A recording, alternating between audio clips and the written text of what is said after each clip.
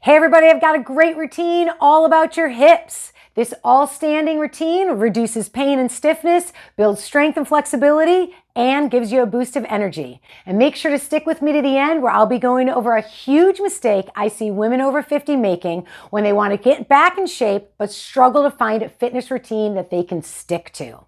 And I'll share how easy it can be to take your body back and feel better than you have in years. So let's get started. We're going to begin today with the feet a little bit wider than the hips. Bend the knees and slide the hands down the thighs, sticking your rear end back. Now you could be in this same position and put your hands on like a chair or a table right here. I actually have a chair so I can show you that. It's going to be this way. I'm going to do it without that, but if you want to use the chair, go right ahead. And you may want to chair around for a little bit later in the routine as well, or a wall. So hands are on the thighs. We take a nice big breath in and feel your chest reaching away from your belly. And now as you take your next exhale, we're going to round our spine towards the ceiling. And I'm pushing down a little into my hands.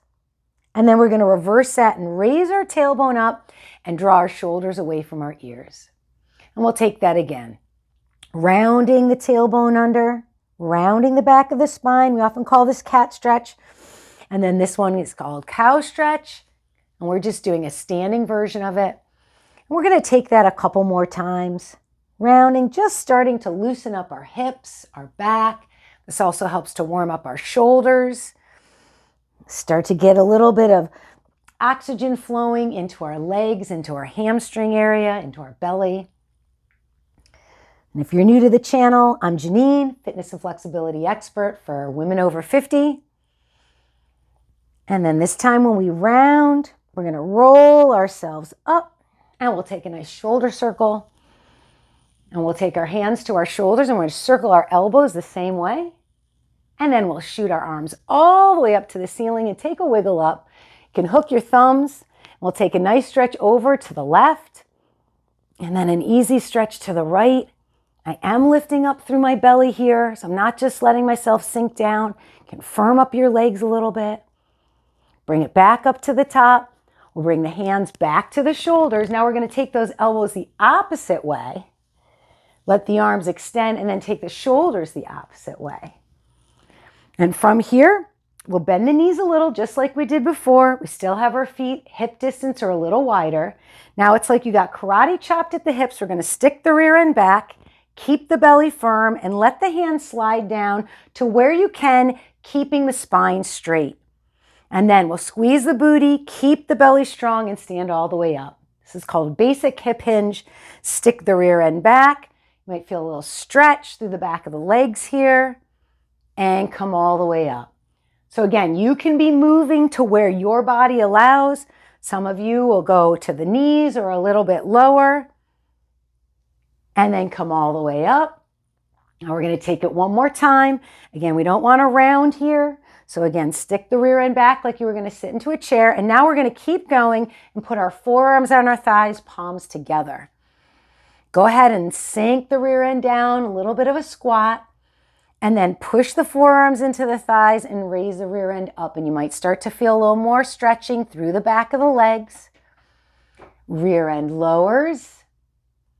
And then we extend the legs. Now again, we're trying not to round the back here. But keep the spine long and pushing those forearms into the thighs can help. And one more time, lower the rear end.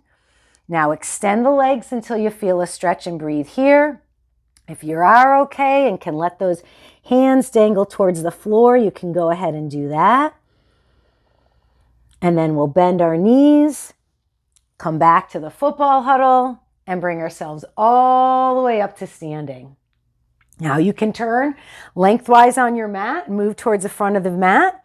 We're going to slide the right leg back and you can turn that foot out. We'll be in a little bit of a lunge here and then we'll take both arms and reach them all the way up. And I'm interlacing my fingers into a fist. Now here I'm really keeping the outer edge of the back foot planted, firming up this back thigh and squeezing my booty lightly. Then I lift up through my belly and I reach the fingertips or the knuckles towards the ceiling. Now from here we can take this up and over a little to the left If you're okay there, place your left hand on your thigh and spin your back heel to the ceiling. This left hand could also be on the wall for a little balance help.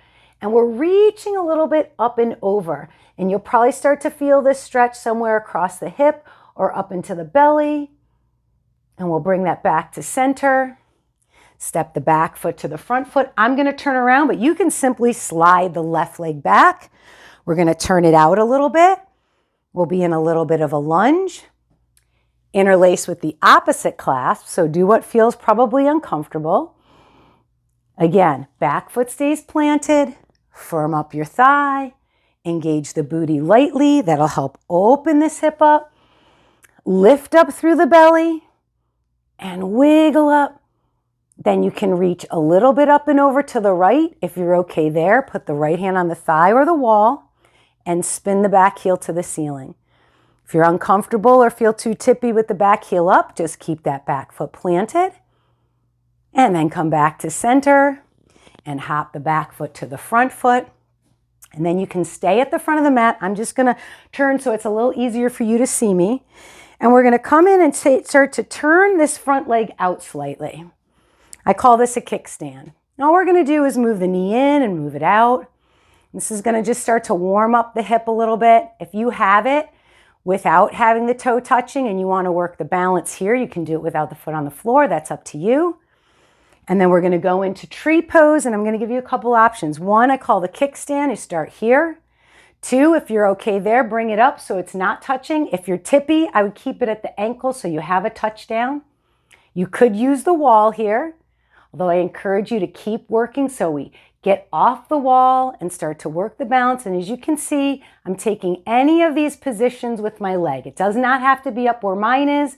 We could do it here. We could do it at the calf. And then we want to firm up that bottom leg and press the foot into whatever part of the leg it's touching. So that lifted leg, which will be your left, pressing in.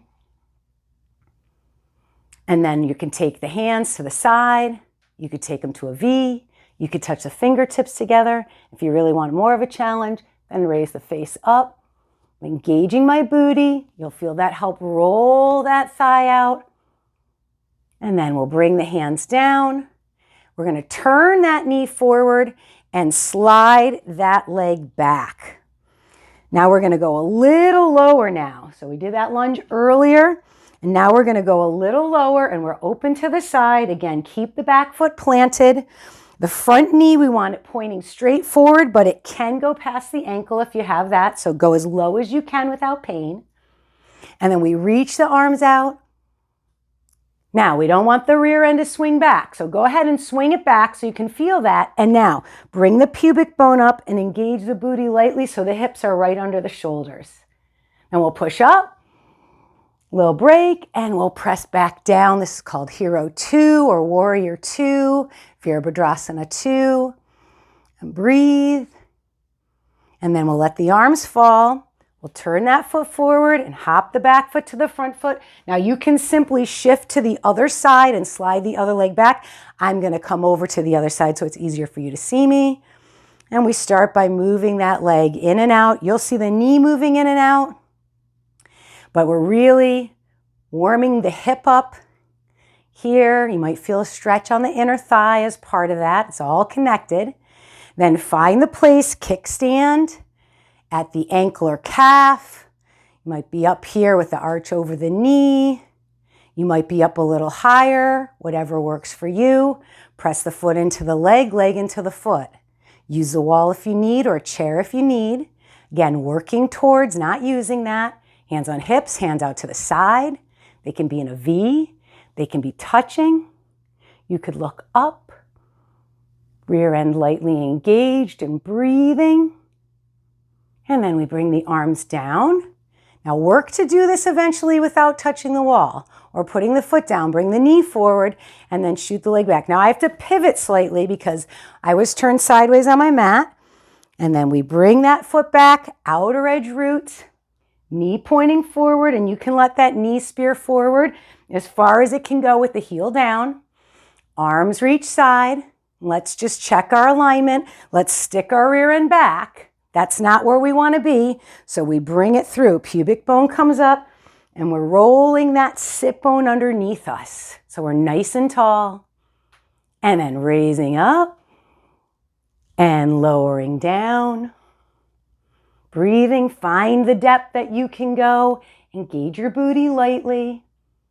And then sweep the arm, turn the toes forward, take that little hop and step forward. Now again, we're just going to switch legs. We'll cross now.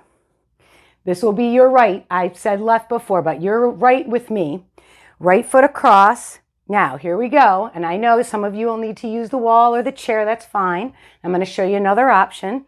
We stick the rear end back here like we're sitting. Now, you could actually sit into a chair here. So if this didn't work for you, I got my trusty chair. You sit on it, you cross over, you lean forward. Okay, so you have that option. And if you want more with a chair, you can always check out my Yoga for How to Get Up and Down from the Ground. That whole routine uses a chair. We sit the rear end back. Now you can go to what works for you. I'm pushing the ankle into the thigh. The more I lean forward, the more stretch I'm feeling. And then we're going to come all the way up.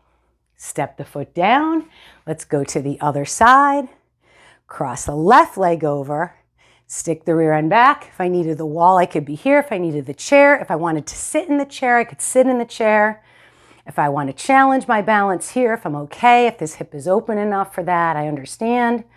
So working to where you can go. This could eventually go all the way over this way.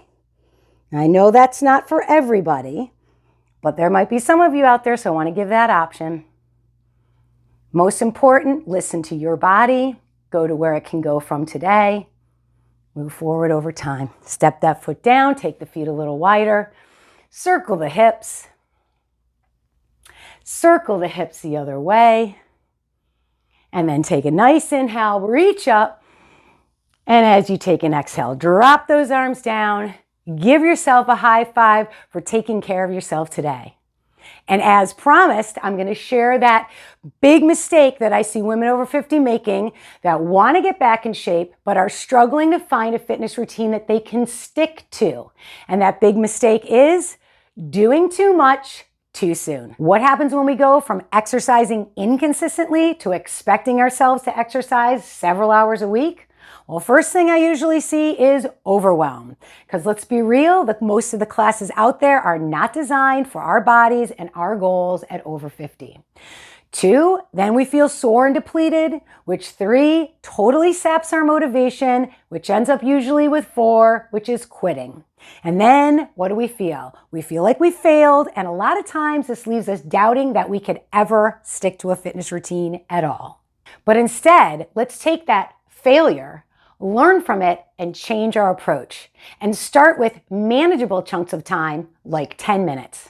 And here's why 10 minutes has been successful for establishing a consistent exercise routine for women over 50. 1, it destroys the overwhelm, especially when the routines are designed for your body. 2, 10 minutes is easy to schedule. Even on your busiest days, you can find 10 minutes. 3, it's easy to wrap your head around. So it's easy to schedule, it's easy on your mind, and it's easy on your body. And 4, it leaves you feeling energized and good versus sore and depleted, which means you're way more likely to show up the next day. And that's why 10 minutes a day leads to building an exercise habit that lasts. Imagine how good you'll feel exercising 5 to 6 times a week at 10 minutes a day rather than 1 hour a few times a month. You'll build strength, flexibility, confidence, and most importantly, an enjoyment for exercise. It would just become a natural progression if you want to add on more. So if that sounds good to you, I want to introduce my Fit and Flexible for Life program that's helped over 10,000 women take their bodies back just 10 minutes at a time. Fit and Flexible for Life is a 30-day online program of 10-minute-a-day fitness and flexibility routines for women over 50 who are ready to get their strength, stamina, and balance back without complicated workouts or feeling overwhelmed. You can check it out at fitandflexibleforlife.com, and I will leave that link in the description. Again, great work today, and I'll see you back here real soon.